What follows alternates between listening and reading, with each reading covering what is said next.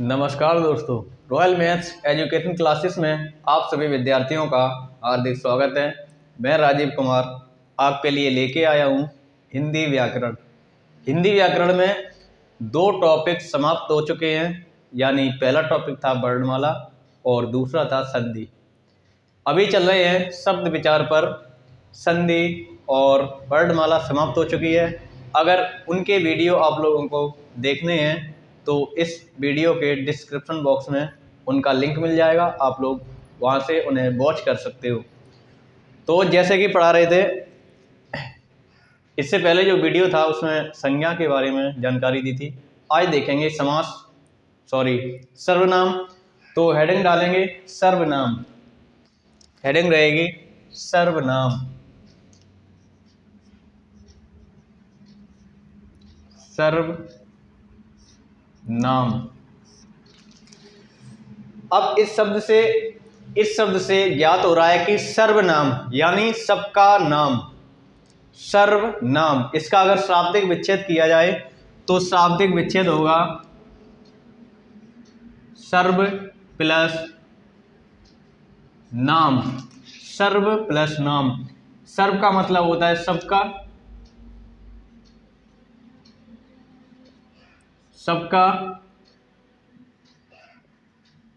सर्व का मतलब होता है सबका, नाम का मतलब नाम, यानी सबका नाम सर्वनाम कहलाता है। सबका नाम सर्वनाम कहलाता है। जैसे कि संज्ञा के बारे में बताया था, किसी व्यक्ति, किसी वस्तु या किसी स्थान के नाम को हम संज्ञा कहते हैं। उसी प्रकार से उनका नाम लिया जाता था संज्ञा में। इसमें उन नामों के स्थान पर कोई अन्य शब्द लिए जा रहे हैं, अन्य शब्द लिए जाएंगे, उन्हें कहेंगे सर्वनाम। जैसे परिभाषा लिख सकते हैं, तो परिभाषा क्या रहेगी? परिभाषा रहेगी सर्वनाम की, संज्ञा शब्द के स्थान पर, संज्ञा शब्द के स्थान पर विकारी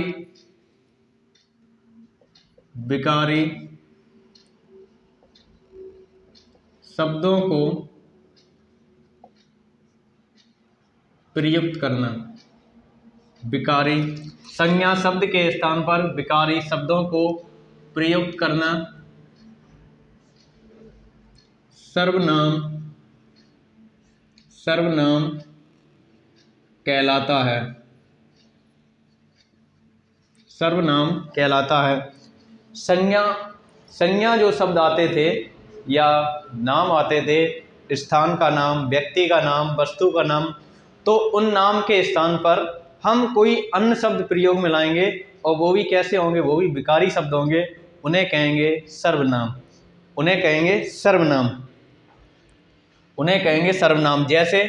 जैसे कौन कौन से? जैसे दो एक उदाहरण देंगे। जैसे हम कह लें मेरा या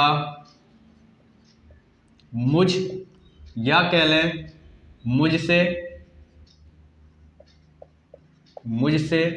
या कह लें आप, या कह लें तुम, या कह लें वह, या कह लें यह। ऐसे और भी शब्द हैं जो कि संज्ञा के स्थान पर या किसी व्यक्ति या वस्तु या स्थान के नाम के बदले में हम इन शब्दों का उपयोग कर सकते हैं, उन्हें कहेंगे सर्वनाम। तो सर्वनाम की परिभाषा रहेगी, वे शब्द जो संज्ञा के स्थान पर प्रयुक्त किए जाते हैं उन्हें हम सर्वनाम कहते हैं। वे शब्द जो संज्ञा के स्थान पर प्रयुक्त किए जाते हैं उन्हें हम सर्वनाम कहते हैं। अब ये सर्वनाम होते कितने प्रकार के हैं? तो लिखेंगे सर्वनाम के प्रकार। सर्वनाम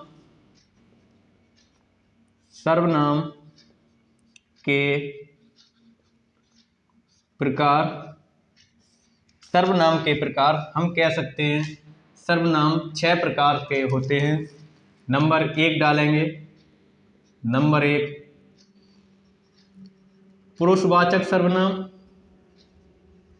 पुरुषवाचक सर्वनाम।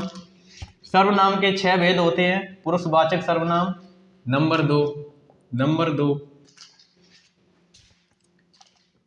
दो, निश्चितवाचक सर्वनाम, निश्चित या निश्चयवाचक सर्वनाम,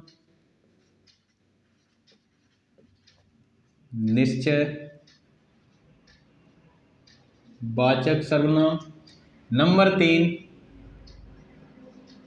अनिश्चित या अनिश्चयवाचक सर्वनाम, अनिश्चयवाचक सर्वनाम के 6 भेद होते हैं। पुरुषवाचक सर्वनाम, निश्चित या निश्चयवाचक सर्वनाम या अनिश्चयवाचक सर्वनाम। अगला सर्वनाम रहेगा सर्वनाम नंबर 4 संबंधवाचक सर्वनाम, संबंधवाचक सर्वनाम। नंबर 5 रहेगा प्रश्नवाचक सर्वनाम, प्रश्नवाचक सर्वनाम। और नंबर 6 रहेगा निजवाचक सर्वनाम, निजवाचक सर्वनाम। तो सर्वनाम के 6 भेद बताए हैं, सर्वनाम के 6 भेद बताए हैं। सर्वनाम क्या होता है? जो संज्ञा के स्थान पर शब्दों को प्रयोग किया जाता है उन्हें सर्वनाम कहते हैं। सर्वनाम का मतलब होता है सबका नाम, चाहे व्यक्ति का नाम हो या वस्तु का नाम हो या स्थान का नाम हो, उनके स्थान पर कोई अन्य शब्द का प्रयोग करते हैं उन्हें हम कहते हैं सर्वनाम। सर्वनाम 6 प्रकार का होता है। सबसे पहले पुरुषवाचक सर्वनाम, दूसरा है निश्चयवाचक सर्वनाम, तीसरा है अनिश्चयवाचक सर्वनाम, चौथा है संबंधवाचक सर्वनाम, पांचवा है प्रश्नवाचक सर्वनाम और लास्ट है निजवाचक सर्वनाम। आप लोग स्क्रीनशॉट ले लें। अब इन्हें डिटेल से देखेंगे हम कि इनकी हकीकत क्या है और इनमें से इन सर्वनामों में से कैसे प्रश्न पूछे जाते हैं, कैसे उदाहरण रहते हैं। आप लोग नोट कर लें या स्क्रीनशॉट ले लें।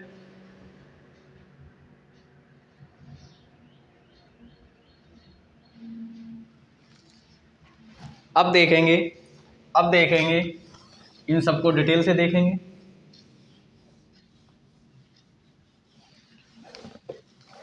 तो पहला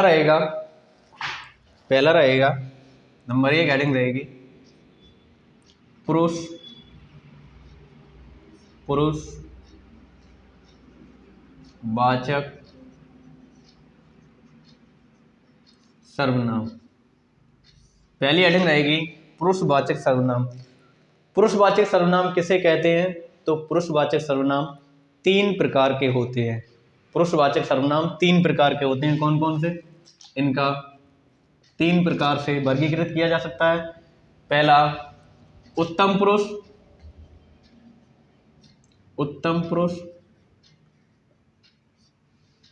दूसरा मध्यम पुरुष, या थोड़ा स्पेस देके लिख दे, मध्यम पुरुष।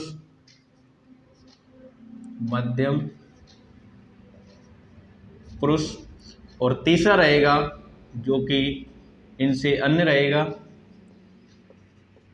अन्य पुरुष। पुरुषवाचक सर्वनाम 3 प्रकार से पाए जाते हैं। उत्तम पुरुष जो कि सबसे श्रेष्ठ होता है उन्हें कहते हैं उत्तम पुरुष, जो कि लो और श्रेष्ठ के बीच का होता है उसे कहते हैं मध्यम पुरुष, और लास्ट होता है अन्य पुरुष। अब उत्तम पुरुष कहते कैसे हैं? उत्तम पुरुष कहते हैं जैसे हम कोई बात कर रहे हैं खुद के लिए, अपने लिए बात कर रहे हैं, तो हम कहेंगे कि हम वक्ता हैं, तो उसे कहेंगे उत्तम पुरुष, यानी वाचनकर्ता या वक्ता, वाचनकर्ता या वक्ता कहेंगे, वाचनकर्ता। और मध्यम पुरुष रहेगा सामने वाला व्यक्ति या श्रोता या ग्रहण करने वाला। और अन्य नहीं रहेगा। तो उत्तम पुरुष का मतलब होता है वाचनकर्ता, मैंने खुद के लिए बात कही है तो हम उत्तम पुरुष हो गए, सामने वाले के लिए बात बोली है तो मध्यम पुरुष हो गए, और किसी तीसरे के बारे में बात बोली है तो उसे कहेंगे अन्य पुरुष। अब इन्हें बांटेंगे कैसे, इन्हें पहचानेंगे कैसे, क्या इनका कारण है, क्या इनका रीजन है। उत्तम पुरुष वह पुरुष होता है जो कि खुद के लिए बात कहेंगे। जैसे इनमें जो शब्द आते हैं सर्वनाम के, वो आते हैं मेरा, मेरा, मुझे, मुझको, या कह लें हम, हमारा, मेरा, मुझे, मुझको, हम, हमारा, या कहेंगे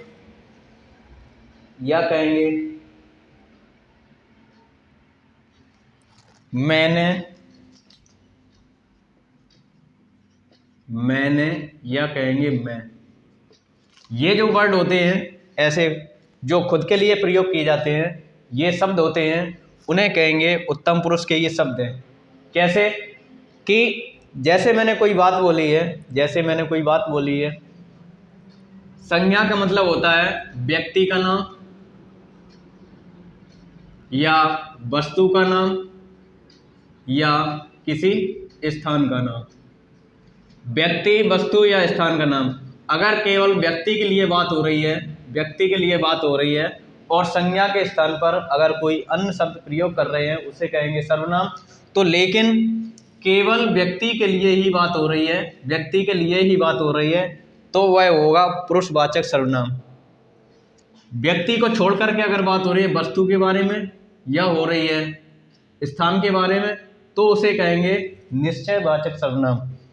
तो यहाँ व्यक्ति के लिए बात हो रही है, लेकिन कौन सा पुरुष पढ़ रहे हैं? उत्तम पुरुष खुद के लिए। जैसे हम कह सकते हैं, उदाहरण दे सकते हैं। जैसे कह सकते हैं, अगर संज्ञा के रूप में लिखना चाहें तो कह सकते हैं राम ईमानदार है।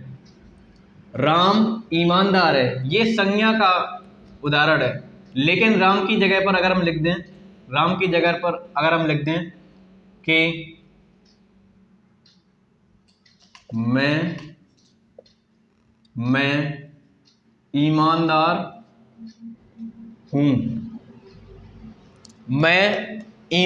हूं, तो खुद के लिए बात कर रहे हैं हम, मैं ईमानदार हूं।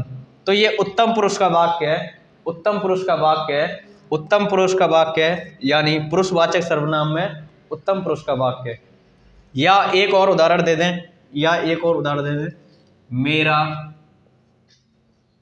मेरा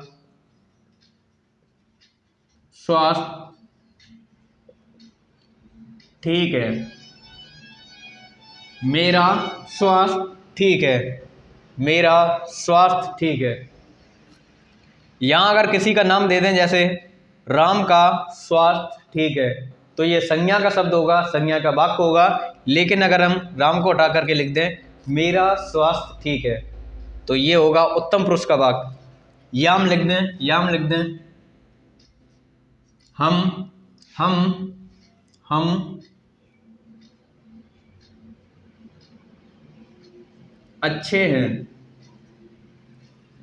हम अच्छे हैं। तो जो ये शब्द हैं, ये अंडरलाइन की है, ये उत्तम पुरुष के शब्द हैं और पुरुषवाचक सर्वनाम के ये उदाहरण हैं। हम ऐसा नहीं है कि स्वास्थ्य पर जोर दे रहे हैं या ठीक पर जोर दे रहे हैं या अच्छे पर जोर दे रहे हैं या ईमानदार पर जोर दे रहे हैं। इन शब्दों पर जोर नहीं दे रहे हैं, हम वाक्य पर जोर दे रहे हैं। यानी पुरुष पढ़ रहे हैं वो भी उत्तम पुरुष, और सर्वनाम पढ़ रहे हैं वो भी पुरुषवाचक सर्वनाम। तो ये 2-3 उदाहरण हैं। ऐसे कई तरह के उदाहरण जो कि खुद के लिए प्रयोग होते हैं, उन्हें कहेंगे उत्तम पुरुष। मध्यम पुरुष किसे कहेंगे? जैसे तुम, आप, आपको,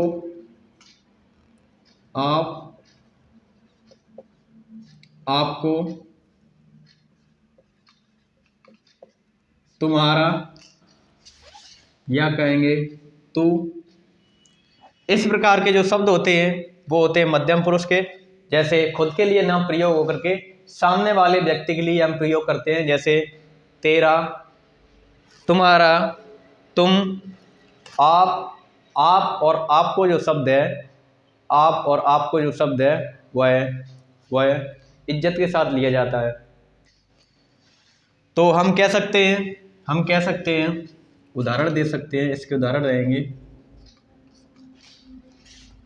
तुम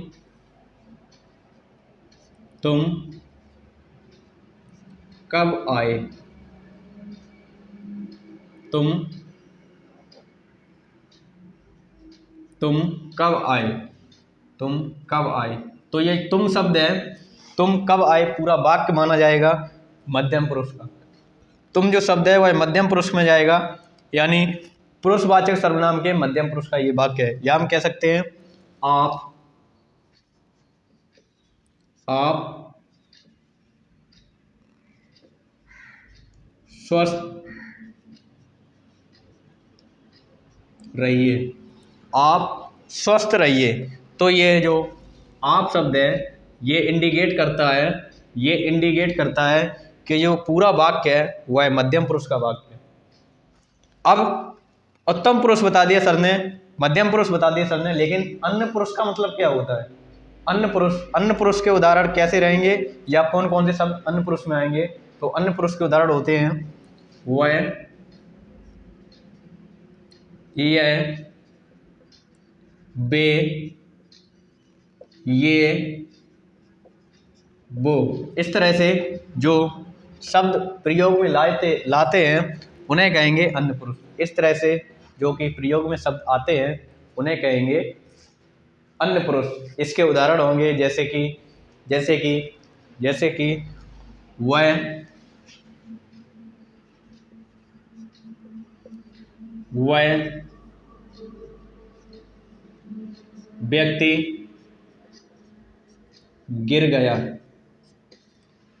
वह व्यक्ति गिर गया, वह का मतलब मैं नहीं गिरा, मध्यम पुरुष नहीं गिरा, हम और मध्यम पुरुष को छोड़ करके वह व्यक्ति गिर गया, या फिर कह सकते हैं यह पेन, या कह सकते हैं यह महिला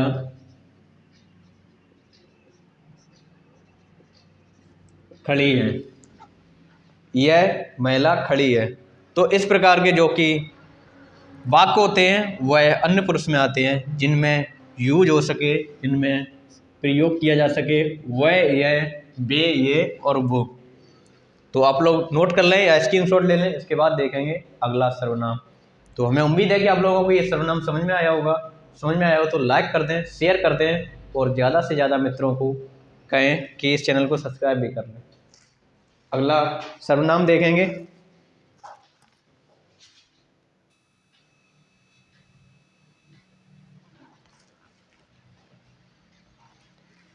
आप लोगों ने स्क्रीनशॉट ले लिया होगा। अगला सर्वनाम देखेंगे निश्चयवाचक सर्वनाम।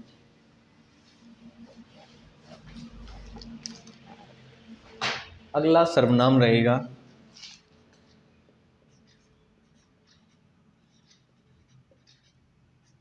निश्चयवाचक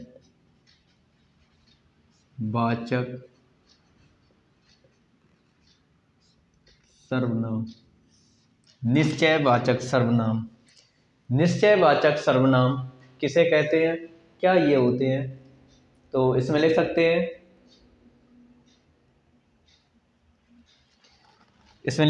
इसकी परिभाषा निकट या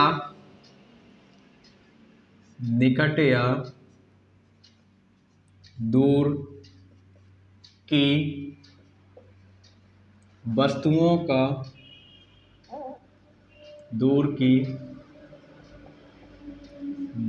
का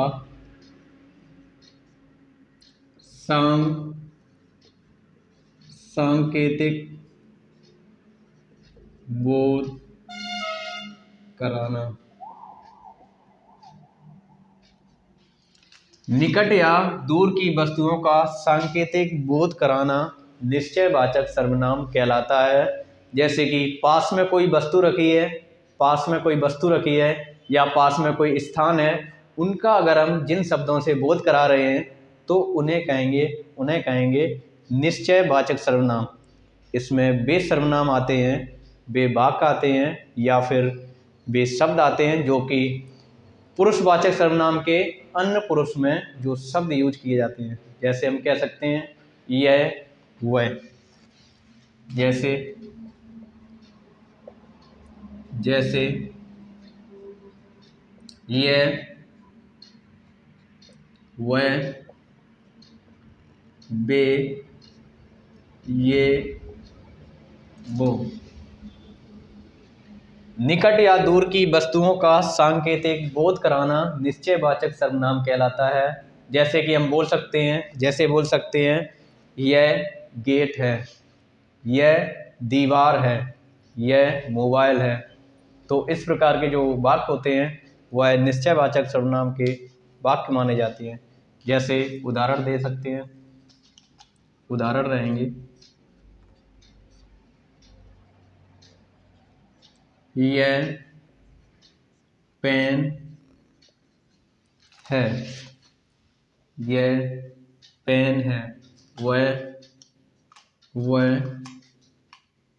पुस्तक है, यह पेन है, वह पुस्तक है।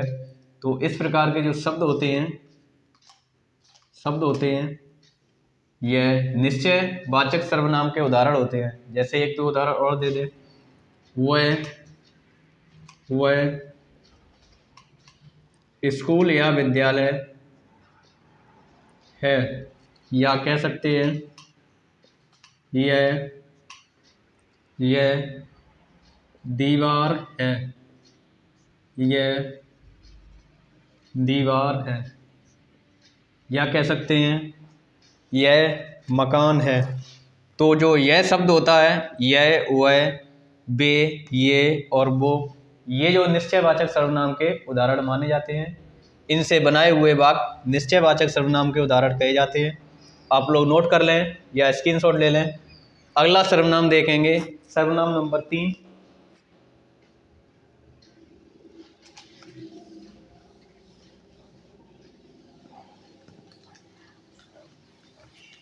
सर्वनाम नंबर 3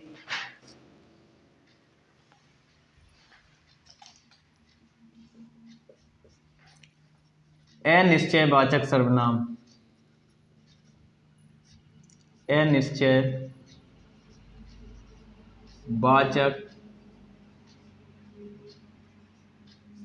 सर्वनाम, अनिश्चयवाचक सर्वनाम। तो जैसे निश्चयवाचक सर्वनाम बताया था कि निश्चितता का बोध कराएं।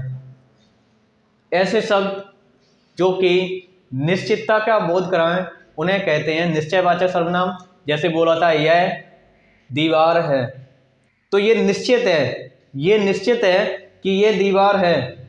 या वह किताब है, तो ये निश्चित है कि वह किताब है।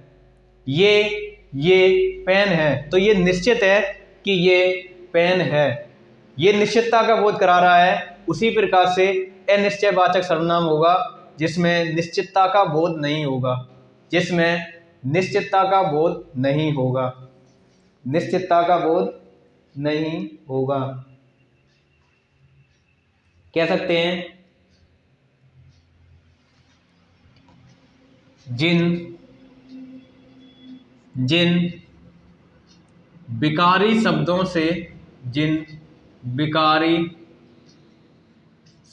से निश्चितता का बोध नहीं होता है, निश्चितता का बोध नहीं होता है, उसे अनिश्चयवाचक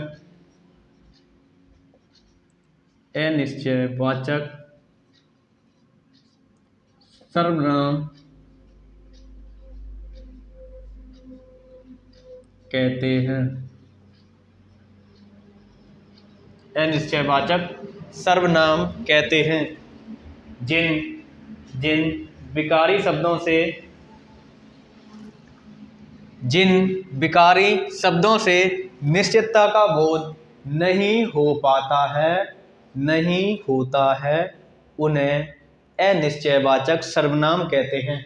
जैसे कि किसी शब्द के पहले उपसर्ग के रूप में लिखा हो, का मतलब होता है नहीं। निश्चय यानी निश्चितता का बोध करा रहा है निश्चय, लेकिन का मतलब है नहीं, यानी निश्चितता का बोध नहीं कराए, उसे कहेंगे अनिश्चयवाचक सर्वनाम, उसे कहते हैं अनिश्चयवाचक सर्वनाम। इसमें कौन कौन आते हैं? इसमें जैसे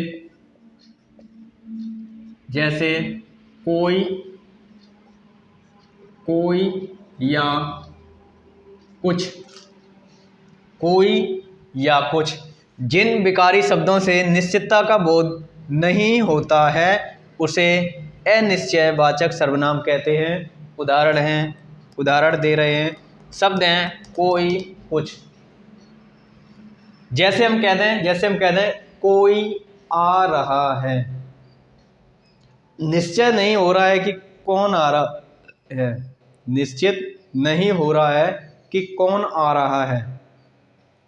कोई गिर गया है, कुछ टूट गया है, कुछ खो गया है। तो इस प्रकार के जो उदाहरण होते हैं अनिश्चयवाचक सर्वनाम के उदाहरण होंगे। जैसे उदाहरण दे सकते हैं कोई आ रहा है, या कह सकते हैं कोई गिर गया है, या कह सकते हैं कुछ खो गया है, या कह सकते हैं कुछ टूट गया है। इस प्रकार के जो उदाहरण होंगे वह अनिश्चयवाचक के उदाहरण कहे जाते हैं, माने जाते हैं। तो मित्रों, आज हमने आपको बताया सर्वनाम के बारे में जानकारी दी है। सर्वनाम क्या होते हैं? संज्ञा के स्थान पर जिन शब्दों का प्रयोग किया जाता है उन्हें सर्वनाम कहते हैं। सर्वनाम 6 प्रकार के होते हैं। नंबर 1 पुरुषवाचक सर्वनाम, नंबर 2 निश्चयवाचक सर्वनाम, नंबर 3 अनिश्चयवाचक सर्वनाम, नंबर 4 संबंधवाचक सर्वनाम, नंबर 5 प्रश्नवाचक सर्वनाम और नंबर 6 निजवाचक सर्वनाम। इसमें सबसे पहले हमने बताया पुरुषवाचक सर्वनाम। तो पुरुषवाचक सर्वनाम 3 प्रकार के होते हैं। कौन कौन से? उत्तम पुरुष, मध्यम पुरुष और अन्य पुरुष। उत्तम पुरुष, मध्यम पुरुष और अन्य पुरुष। उत्तम पुरुष में कौन कौन से आते हैं? खुद के लिए बात हो, मैं, मेरा, मुझको, या कह लें हम, या कह लें हमारा। इस प्रकार के जो कि शब्द आते हैं उन्हें कहते हैं उत्तम पुरुष। और मध्यम पुरुष सामने वाले के लिए तुम, तुम्हारा, आप, आपको, इस प्रकार के जो शब्द होते हैं वह होता है मध्यम पुरुष। और अन्य पुरुष होते हैं अदर के लिए बात हो। इसके बाद हमने बताया निश्चयवाचक सर्वनाम। निश्चयवाचक सर्वनाम वे सर्वनाम होते हैं, वे शब्द होते हैं जो कि निश्चितता का बोध कराएं। जो सर्वनाम शब्द निश्चितता का बोध कराते हैं उन्हें कहते हैं निश्चयवाचक सर्वनाम। इसके बाद आता है अनिश्चयवाचक सर्वनाम। जिन सर्वनाम शब्दों से निश्चितता का बोध नहीं होता है उन्हें कहते हैं अनिश्चयवाचक सर्वनाम। निश्चितता का बोध नहीं होता है उन्हें कहते हैं अनिश्चयवाचक सर्वनाम। तो मित्रों, हमें उम्मीद है कि आप लोगों को ये सर्वनाम समझ में आया होगा। समझ में आया हो तो लाइक कर दें, शेयर कर दें और ज़्यादा से ज़्यादा सब्सक्राइब भी कर लें। आज के लिए इतना ही, मिलते हैं अगले वीडियो में। तब तक के लिए नमस्कार।